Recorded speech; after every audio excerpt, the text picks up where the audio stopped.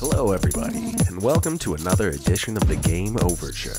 My name is Greg Land, and today we'll be discussing id Software's upcoming sequel to 2016's sleeper hit reboot of their most popular series, as we explore what in the hockey sticks is going on with Doom Eternal.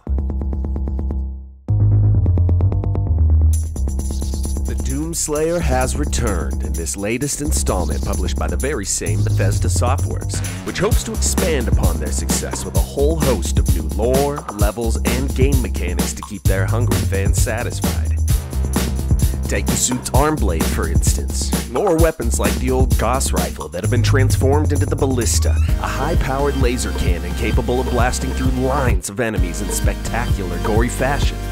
Other additions might feel more familiar, like the old super shotgun, now retrofitted with a lethal-looking meat hook, which, if I have to explain to you what that likely does, you're probably better off just seeing it for yourself. And as you can see, well, things haven't gotten much better here on Earth.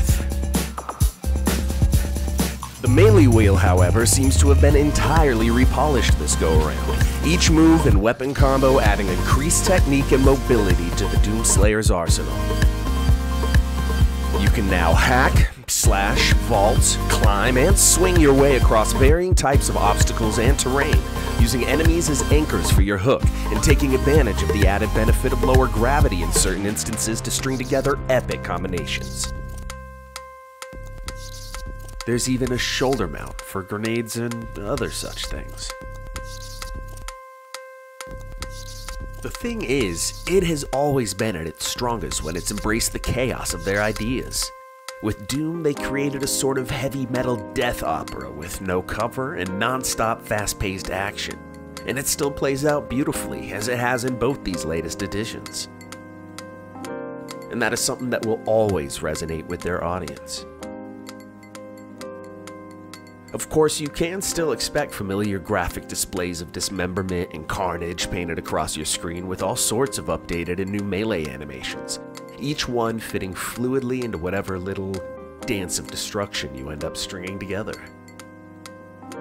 And there are a number of familiar faces throughout the game, but several new additions too, including the Marauder, a spin-off of the lore surrounding the Doomslayer himself.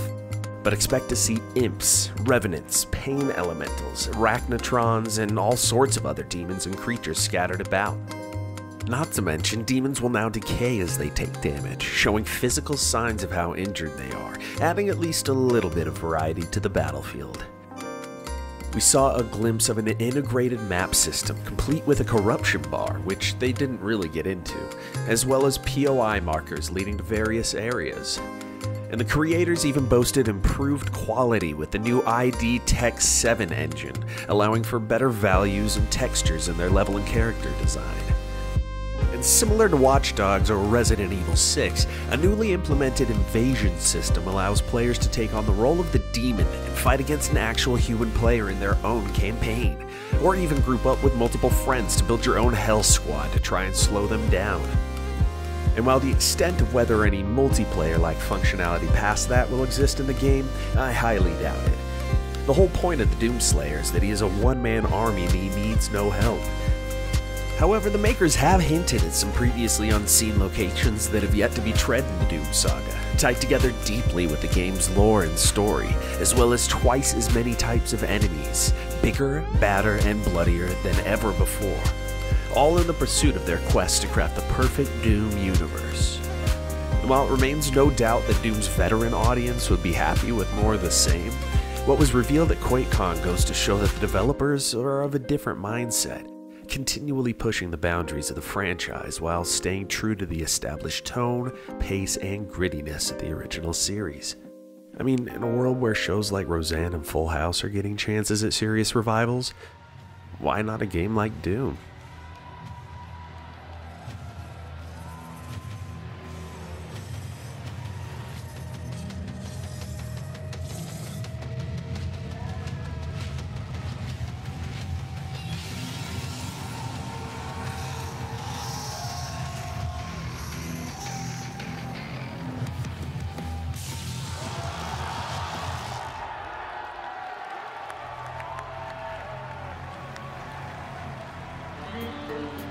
Hey everybody, thanks so much for checking out this edition of the Overture. If you'd like to keep an eye on what we've got going on here, please subscribe and leave a like below to get first access to our content as it's released. And as always, we'll see you next time.